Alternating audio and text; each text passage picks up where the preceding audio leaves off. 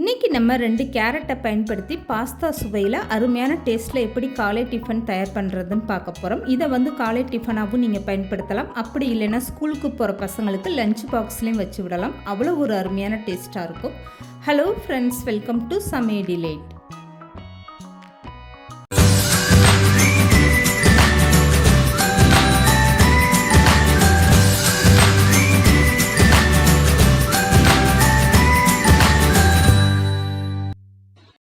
First இந்த மாதிரி 2 கேரட்டை கட் பண்ணி எடுத்துக்கோங்க. மேலே உள்ள தோலை நீக்கிட்டு இந்த மாதிரி சின்ன சின்னதாக நீங்கள் கட் பண்ணி எடுத்துக்கோங்க. கப்போடைய அளவுன்னு பார்த்தீங்கன்னா 1 கப் அளவுக்கு நான் கேரட் எடுத்திருக்கேன்.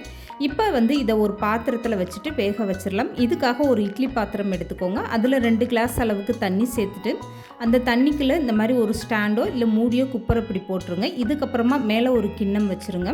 இப்போ கட் பண்ணி எடுத்த கேரட்டை இந்த கிண்ணத்தில் சேர்த்துக்கோங்க. டேரெக்டாக நீங்கள் வந்து இட்லி பாத்திரத்தில் வச்சு வேக வச்சிங்கன்னா கேரட் வந்து அந்த தண்ணியெல்லாம் கீழே வடிய ஆரம்பிச்சிடும்.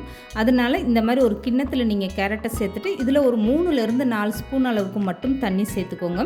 இப்போ இந்த கேரட்டை ஒரு மூடி போட்டுட்டு இப்போ இட்லி பாத்திரத்தை அப்படியே மூடி போட்டு கரெக்டாக ஒரு 10 நிமிஷம் நீங்கள் வேக வச்சு எடுத்துக்கோங்க. இந்த மாதிரி ஆவியிலே உங்களுக்கு நல்லா கேரட்டு 10 நிமிஷத்துக்கு வெந்து வந்துடும். பாதி வேக்காடாக இருந்தால் போதும், ரொம்ப குலைவாலாம் வேக வேண்டாம். இப்போ பாருங்கள், 10 நிமிஷத்துலேயே இந்த கேரட் வந்து நல்லா வெந்துருச்சு. இப்போ வந்து இந்த கேரட்டை நல்லா ஆற வச்சு எடுத்துக்கோங்க. ஆறுனதுக்கப்புறமா இந்த கேரட்டை தண்ணியோடு சேர்த்துட்டு மிக்ஸி ஜாரில் நல்லா வலுவலுன்னு அரைச்சி எடுத்துகிட்டு வந்துடுங்க. இந்த கேரட்டில் இருக்க தண்ணி மட்டும் போதும், எக்ஸ்ட்ரா தண்ணி நீங்கள் எதுவுமே சேர்க்க வேண்டாம். இப்போ இந்த கேரட்டை நல்லா ஆற வச்சு நான் மிக்ஸி ஜாரில் அரைச்சி எடுத்துகிட்டு வந்துட்டேன். கேரட்டு வேக வச்ச தண்ணி மட்டும் சேர்த்து இந்த மாதிரி நல்லா வலுவலுன்னு அரைச்சி எடுத்துக்கோங்க. இப்போ அரைச்சி எடுத்த கேரட்டை ஒரு அகலமான பாத்திரத்தில் மாற்றிட்டு ஒரு ஸ்பூன் வச்சு இந்த மாதிரி நல்லா கிளறி விட்டு பாருங்கள். 1-2 கேரட் அரைப்படாமல் இருந்தால் அதை வந்து வெளியில் எடுத்துருங்க. இப்போ எனக்கு வந்து எல்லா கேரட்டுமே நல்லா அரைப்பட்டு வந்துருச்சு. கையில் எடுத்து பார்த்தீங்கன்னா கேரட் இந்த அளவுக்கு நல்லா வலுவலுப்பாக இருக்கணும். இப்போ இந்த கேரட்டு கூட 1 கப் அளவுக்கு கார்ன்ஃப்ளவர் மாவு சேர்த்துக்கோங்க. எந்த கப்பில் நீங்கள் 1 கப் அளவுக்கு கேரட் அளந்து எடுக்கிறீங்களோ அதிலே 1 கப் அளவுக்கு கார்ன்ஃப்ளவர் மாவும் இப்போ 1/4 ஸ்பூன் அளவுக்கு உப்பும் சேர்த்துட்டு ஃபஸ்ட்டு இந்த மாதிரி ஸ்பூன் வச்சு நல்லா கலந்து கொடுங்க. இந்த மாவில் நீங்கள் தண்ணி எதுவுமே சேர்க்க வேணாம், கேரட் அரைச்ச தண்ணியே போதுமான அளவு தான். இப்போ கார்ன்ஃப்ளவர் மாவை சேர்த்து இந்த மாதிரி நல்லா கலந்து கொடுத்துருங்க. இதுக்கப்புறமா 3/4 கப் அளவுக்கு பச்சரிசி மாவு எடுத்துக்கோங்க. இப்போ எடுத்து வச்சுருக்க பச்சரிசி மாவை அப்படியே சேர்த்துட்டு நல்லா ஒரு ஸ்பூன் வச்சு கலந்து கொடுத்துருங்க. இதில் வந்து நான் கார்ன்ஃப்ளவர் மாவு பச்சரிசி மாவு 2மே சேர்த்துருக்கேன். நீங்கள் விருப்பப்பட்டால் 3/4 கப் அளவுக்கு பச்சரிசி மாவுக்கு பதிலாக கார்ன்ஃப்ளவர் மாவே நீங்கள் சேர்த்துக்கலாம். இப்போ மாவை சேர்த்து ஒரு டைம் ஸ்பூன் வச்சு நல்லா கலந்து கொடுத்துருங்க. இதுக்கப்புறமா இதில் 2 ஸ்பூன் அளவுக்கு சமையல் எண்ணெய் சேர்த்துக்கோங்க. இதுக்கப்புறமா நீங்கள் கை வச்சு இந்த மாவை நல்லா பிசைஞ்சு எடுத்துக்கோங்க. தண்ணி எதுவுமே நான் சேர்க்கலை, கேரட் அரைச்ச தண்ணியே கரெக்டாக இருக்குது. இந்த அளவுக்கு மாவை நல்லா கெட்டியான பக்குவத்தில் நீங்கள் பிசைஞ்சு எடுத்துக்கோங்க. உங்களுக்கு மாவு பிசையும் போது அதிகமாக தண்ணி விட்ட மாதிரி இருந்தால் நீங்கள் கூடுதலாக கொஞ்சம் கார்ன்ஃப்ளவர் மாவு சேர்த்து இந்த மாதிரி ஒரு பக்குவத்தில் பிசைஞ்சு எடுத்துக்கோங்க. கையில் தொட்டு பார்க்கும்போது மாவு இந்த அளவுக்கு நல்லா சாஃப்டாக இருக்கணும். இப்போ வந்து உள்ளங்கையில் லேசாக நீங்கள் எண்ணெய் தடவிக்கோங்க. இதுக்கப்புறமா இந்த பிசைஞ்சு வச்சுருக்க மாவுலேருந்து கொஞ்சமாக எடுத்து இந்த மாதிரி சின்ன பால் கணக்காக உருட்டி எடுத்துக்கோங்க.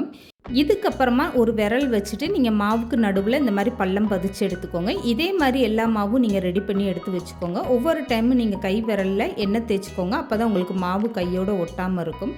இப்போ மாவு நான் இன்னொரு டைம் உங்களுக்கு இந்த மாதிரி உருட்டி எடுத்து காட்டுறேன் பாருங்கள். இந்த மாதிரி சின்ன பாலாக உருட்டிக்கோங்க. இதுக்கப்புறமா கை விரல் வச்சு உள்ளே இந்த மாதிரி நீங்கள் பள்ளம் பதிச்சு எடுத்துக்கோங்க.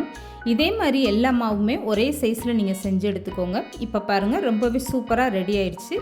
இப்போ இந்த மாவு எல்லாமே ஒரே மாதிரி நான் தயார் பண்ணி எடுத்து வச்சுட்டேன். இந்த மாவில் கொஞ்சம் கூட ஃபுட் கலர் எதுவுமே சேர்க்கலை, பார்க்குறதுக்கு அப்படியே கேரட் கலரில் ரொம்பவே சூப்பராக வந்திருக்கு பாருங்கள்.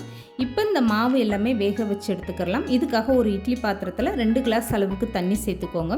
இட்லி தட்டில் ஒரு துணியை விரித்து விட்டுக்கோங்க. இதுக்கப்புறமா எடுத்து வச்சுருக்க மாவு எல்லாமே அப்படியே மொத்தமாகவே நீங்கள் சேர்த்துருங்க. இது வந்து ஒன்றோடு ஒன்றெல்லாம் ஒட்டாது, வெந்து வரும்போது உங்களுக்கு நல்லா தனித்தனியாக ரொம்பவே சூப்பராக வந்துடும். இப்போ வந்து மூடி போட்டுட்டு கரெக்டாக ஒரு 10 நிமிஷம் நீங்கள் வேக வச்சு எடுத்துக்கோங்க. தண்ணி கொதிச்சு கரெக்டாக 10 நிமிஷத்துலேயே உங்களுக்கு இந்த மாவெல்லாம் நல்லா வெந்து வந்துடும். இப்போ 10 நிமிஷத்துக்கு அப்புறம் நான் மூடி ஓப்பன் பண்ணி காட்டுறேன் பாருங்கள். மாவோட கலர்லாம் நல்லா சேஞ்ச் ஆகி பார்க்குறதுக்கே ரொம்ப சூப்பராக நல்லா சாஃப்டாக வெந்து வந்திருக்கு பாருங்கள். இதை வந்து அப்படி நீங்கள் வேறு ஒரு பாத்திரத்தில் மாற்றி எடுத்து வச்சுக்கோங்க. இப்போ இதுக்கு வந்து ஒரு மசாலா தயார் பண்ணணும். இதுக்காக ஒரு அகலமான பாத்திரம் எடுத்துக்கோங்க. இதில் 2 ஸ்பூன் அளவுக்கு சமையல் எண்ணெய் சேர்த்துக்கோங்க. இதில் வந்து 4-5 வெள்ளைப்பூடு சின்னதாக கட் பண்ணிவிட்டு அதை சேர்த்துக்கோங்க. பூண்டு வந்து ஓரளவுக்கு நல்லா வதங்கி வந்ததுக்கப்புறமா அடுத்து மற்ற பொருட்கள் எல்லாமே சேர்த்துக்கலாம். இப்போ ஸ்டவ்வை மீடியமாக வச்சுட்டு இந்த பூண்டை நல்லா வதக்கி விட்டுருங்க. பூண்டு இந்த அளவுக்கு நல்லா வதங்கும் போது தான் உங்களுக்கு நல்ல ஒரு வாசனையும் டேஸ்ட்டும் கிடைக்கும். இப்போ வந்து அவிச்சு எடுத்து வச்சுருக்க இந்த மாவு எல்லாமே இதில் சேர்த்துருங்க. ஸ்டவ்வை நல்லா குறைச்சி வச்சுருங்க. இதுக்கப்புறமா 5 ஸ்பூன் அளவுக்கு டொமேட்டோ சாஸ் சேர்த்துக்கோங்க.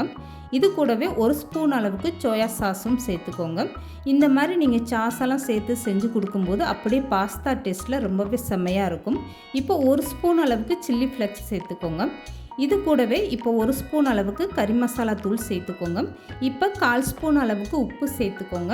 ஏற்கனவே வந்து மாவில் உப்பு சேர்த்துருக்கிறதுனால வெளியில் வந்து நீங்கள் 1/4 ஸ்பூன் அளவுக்கு உப்பு சேர்த்திங்கன்னா போதும். இப்போ இது கூடவே கொஞ்சமாக கட் பண்ண குடமிளகா நான் சேர்த்துருக்கேன். உங்ககிட்ட குடமிளகா இருந்தால் சேர்த்துக்கோங்க. அது இல்லைன்னா விட்டுட்டு நீங்கள் மற்ற பொருட்கள் எல்லாமே சேர்த்துக்கோங்க. இப்போ ஸ்டவ்வை நல்லா குறைச்சி வச்சுட்டு ஒரு டைம் கலந்து கொடுத்துருங்க. இதுக்கப்புறமா 1/2 ஸ்பூன் அளவுக்கு தனி மிளகாய் தூள் சேர்த்துக்கோங்க. இதுக்கப்புறம் ஒரு டைம் நல்லா கலந்து கொடுத்துட்டு நீங்கள் ஸ்டவ்வை ஆஃப் பண்ணிடுங்க. அவ்வளோதாங்க, ரொம்பவே சூப்பராக ரெடி ஆகிடுச்சு பாருங்கள். இப்போ இதுக்கு மேலே கொஞ்சமாக கட் பண்ணால் கொத்தமல்லி தூவிட்டிங்கன்னா இதை வந்து நீங்கள் காலையில் சாப்பிட்றதுக்கு டிஃபனாகவும் குழந்தைகளுக்கு கொடுக்கலாம். அப்படி இல்லைன்னா லஞ்ச் பாக்ஸ்லேயும் வச்சு விடலாம். கேரட்டே சாப்பிட மாட்டேன்னு அடம் பிடிக்கிற குழந்தைகளுக்கு இந்த மாதிரி நீங்கள் ஒரு டிஃபன் செஞ்சு கொடுங்க. வேண்டானே சொல்ல மாட்டாங்க. அவ்வளோ ஒரு அருமையான டேஸ்ட்டாக இருக்கும். இந்த வீடியோ பிடிச்சிருந்தா லைக் பண்ணுங்கள், ஷேர் பண்ணுங்கள். மறக்காமல் சமையல் டிலீட் சேனலை சப்ஸ்கிரைப் பண்ணுங்கள்.